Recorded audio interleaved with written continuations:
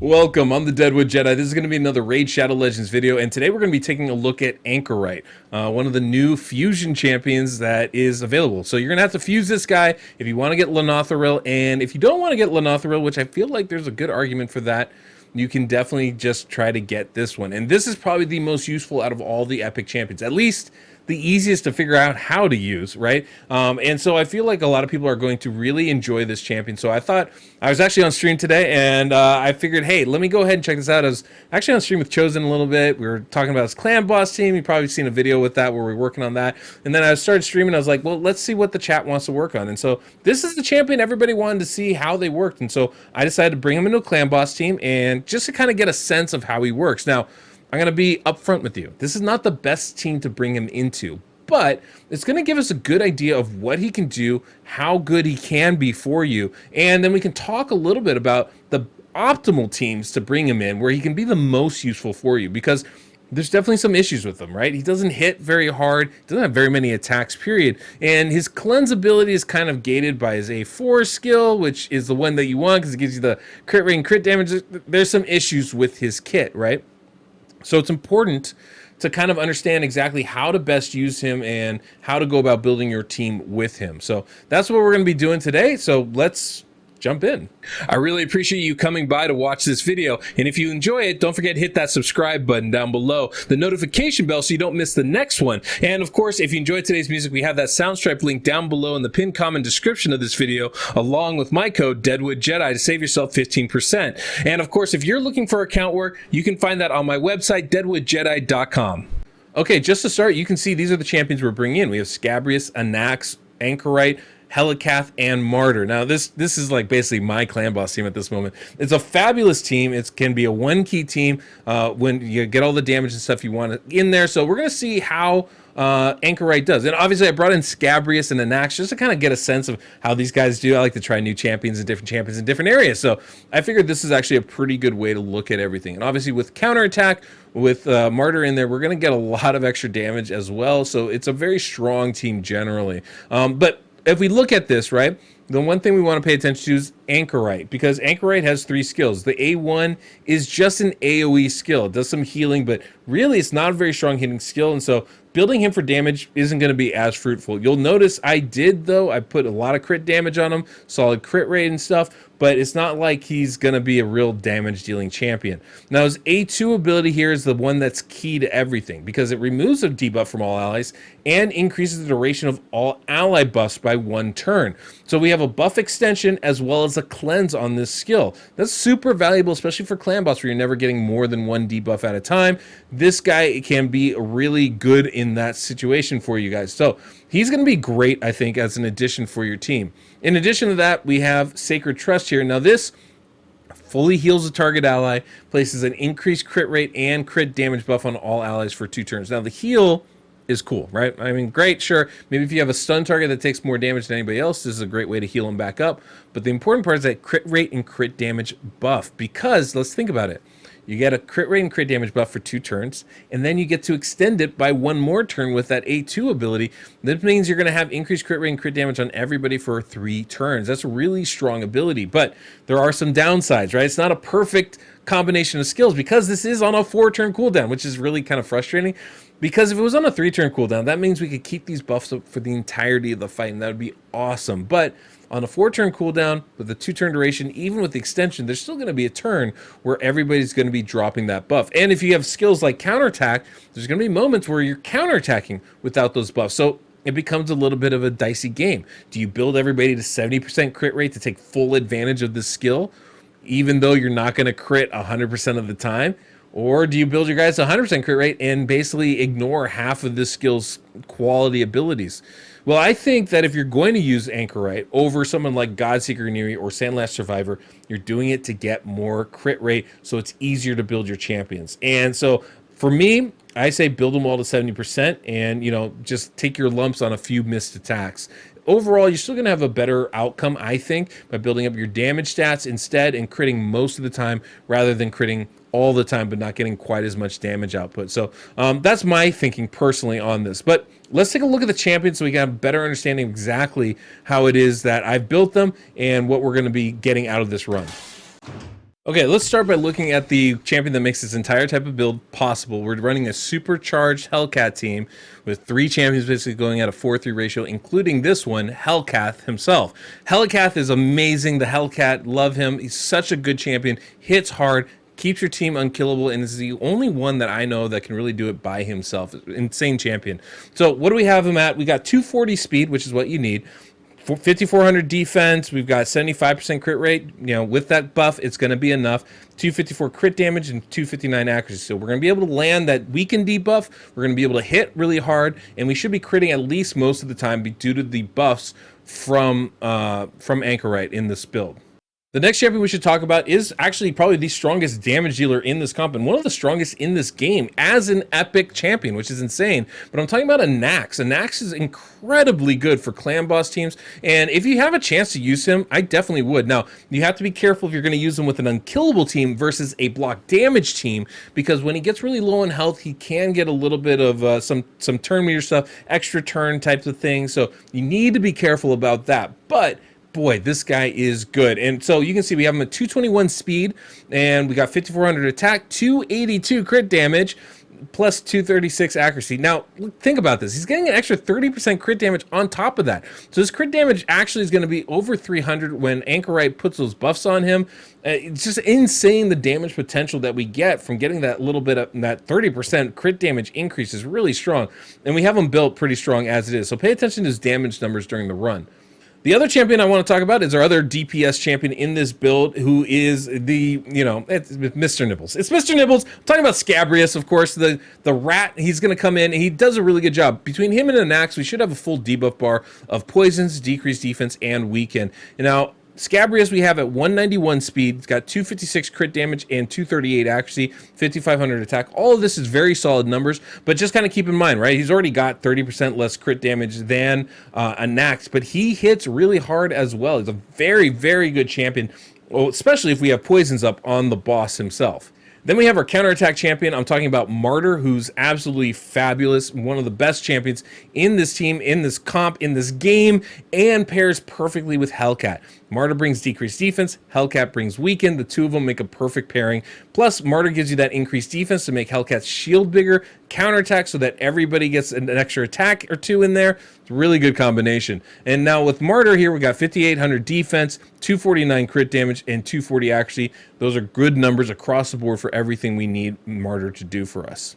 And then the very last one is going to be our fusion champion. I'm talking about Anchorite. Now, this champion, there's some pros and there's some cons. I'm a little bit on the fence of how much I actually like this champion, but I think for certain teams and certain builds, he's going to be absolutely the choice to make for those teams. Now, I don't think this is that team, but I do think that he's going to be very good for us here. And if you don't have another buff extender option, this is a really good one to choose. Now, as far as Anchorite goes, right, we've got him at 220 speed, 3,600 attack. It's kind of hard to build his attack up. It's not a high base, but he also doesn't do a lot of damage, so I'm not too worried about it. 272 crit damage. We don't need accuracy. We don't need resistance. So just keep in mind, like, we built him to do damage for us. So when you're watching the numbers he puts up, just understand that it's not because I didn't build him right. It's just he doesn't have that full capability to hit really hard. Definitely going to be a negative on his skills. So that's part of the problem. Just kind of a low base attack and just not a lot of good multipliers on his skill. He does only have one attack on his A1 ability as well. One other thing before we get into this run, I want to point out about Anchorite. Anchorite has a buff, that buff extension ability and that cleanse ability is on his A2 skill. It's on a 3-turn cooldown.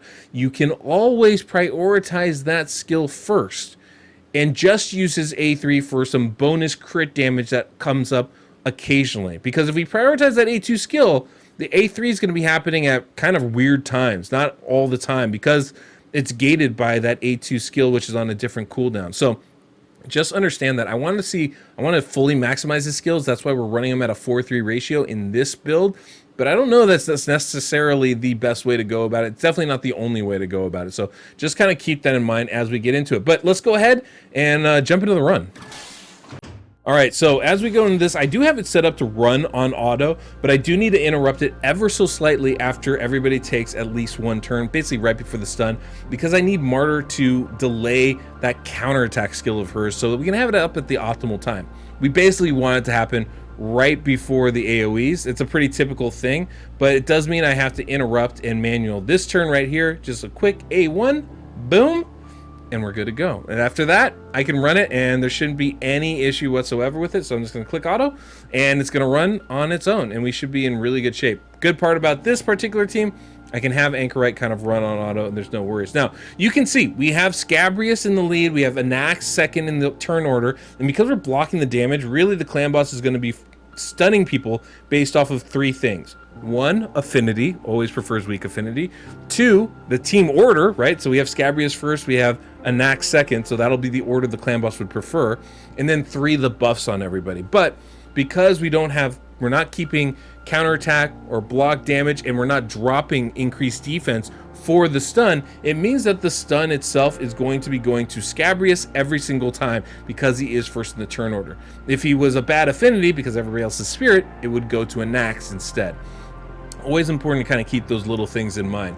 Now, the way this works is actually not going to be fully in sync until turn count 9, basically after the third stun from the clan boss. At that point, it will be fully in sync and we'll be able to see this run in its entirety and exactly how it should work, which basically goes that what's going to happen is at the top of turn 9, Anchorite is going to cleanse the stun, and then everybody else is going to take their turn. We'll get the counterattack from Martyr, the block damage from Hellcat, and then the next turn, everybody's just going to go do their thing. We'll get the shield from Hellcat, and we'll move on from there. Right before the end, I should say, Anchorite is going to place that increased crit rate and crit damage buff right before the stun itself, which then will be extended the following turn. So that's kind of the idea behind it and how it all works. So you can see right here, the stun's about to go to Scabrius, boom, cleanse for Anchorite, easy breezy. Everybody uses their skill. You can see we have crit rate, we have increased crit damage on everybody right now. There goes the counterattack buff, so we get some more attacks in. Anchorite does take another turn. Hellcat takes another turn. Hellcat already has an automatic counterattack because of the block damage ability and his passive, so we don't have to worry about that. And Anchorite doesn't do any damage, so we don't have to worry about that either. But you can start to see, you know, some of the crit rate and the crit damage do fall off at this point, and that's definitely going to be an issue, right? Anax is taking the extra turn. She's not going to have it up all the time. Hellcat's not going to have it up all the time because it goes after. Same thing with Martyr there. So we are losing a little bit of damage there whenever we don't crit as a result. But we put it up pretty quickly after that, and then everybody still takes their turns and go. So it's still what I would think a very strong skill, frankly, and has really good utility to it. And that's kind of how this whole team works. It works pretty darn good, right? So we extend the buffs, keep it up for most of the fight, and that's about it. So that's all. There's nothing crazy fancy about this, but I think the thing we have to recognize is that how valuable is that 30% crit damage versus getting raw damage out of that slot? And I think there's a really strong argument to be said that getting raw damage out of that slot's even better, right? So where you're going to want to use Anchorite is in a team that needs that buff extension. And there are a lot of them out there, a lot of 2-1 ratio teams specifically, ones that utilize a Krisk or a Lydia or some other turn meter booster or speed champ where you're trying to extend the duration of the speed buff. And by doing that, getting to a 2-1 ratio team. Because with Anchorite in that team, now all of a sudden, by building your champions to 70% crit rate, it's probably easier to find the speeds in your substats. And if you can do that, all of a sudden what that means is that it's a lot easier to build your team at the speeds you need with the stats you need, right? Getting crit rate and getting speed are almost always the two most important and two hardest things to build into each of your champions. The only other thing would be accuracy. So by bringing in somebody that's going to give everybody an extra 30% crit rate, that's a huge boon to your team. You kind of get the same effect with a champion like a Krila or a Farak in the Fat, but the difference here is that we're also extending the duration of that buff with Anchorite. So I do see a lot of potential here with this, and if you can combine Anchorite with somebody like a Krila or a Farak in the Fat, that can be even better, right? Because then you may be able to actually time it so that you do keep those buffs up for 100% of the fight, which is really, really good. So there's there's some interesting trade-offs, some interesting things here. Like I said, I think he's going to be better in a Lydia type of team where you need an extender anyway. At that point, using Anchorite instead of Godseeker Neri or Sandlash Survivor seems like a good option there for you. For this type of a team, for generally unkillable teams, I don't think he's the best in slot choice, the preferred champion to use, but he can be very good. Anyway, you can see we're doing really good damage. I'm going to let this run. We'll see what we get at the end here, and I'll come back and chat with you guys.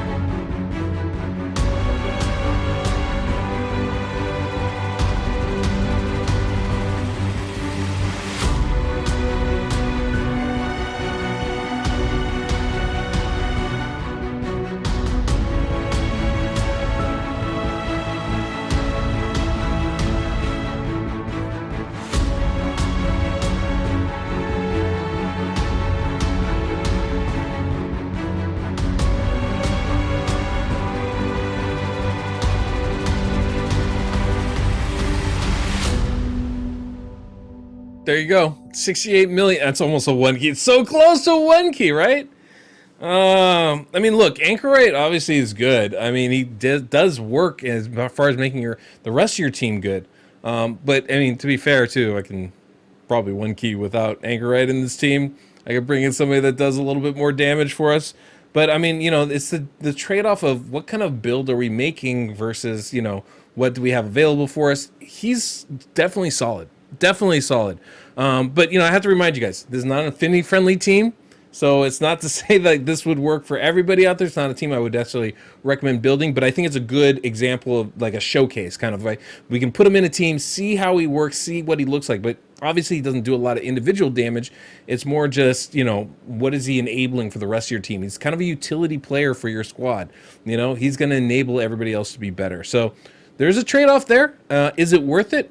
I don't know. I think the jury's still a little bit out on that. But for some teams, absolutely I can see that. For this one, maybe a little less so. That said, look at Anax, look at Scabrius. Those two can slap. Doing good work there. Obviously a lot of poison damage, but in general, those are two very strong champions. They put up really strong numbers if you're watching the damage numbers going up. So that was cool to be able to bring them into this team as well. So that was a squad. That was a team. Hopefully you liked it. I think Anchorite is a really interesting champion. Got a lot of potential to him that could be really nice. I don't know that he's a great champion, but I think he's good enough for you to go ahead and build a team with him. And I definitely think if you're not going to do the full fusion for the legendary, try to get Anchorite. I think that's going to be worth it. And I do think he's probably the best out of all these epics to get. So in that sense, I think it's definitely going to be somebody useful for your account and useful for your team. I think your mileage is going to vary a little bit on him, but I do think that out of all of them, he's got the most utility available. Bar none, really. It's going to be a solid champion for you. So, take that for what you will. Hopefully you enjoyed this, guys. Don't forget to subscribe, hit the notification bell. Until next we meet, I'm the Deadwood Jedi.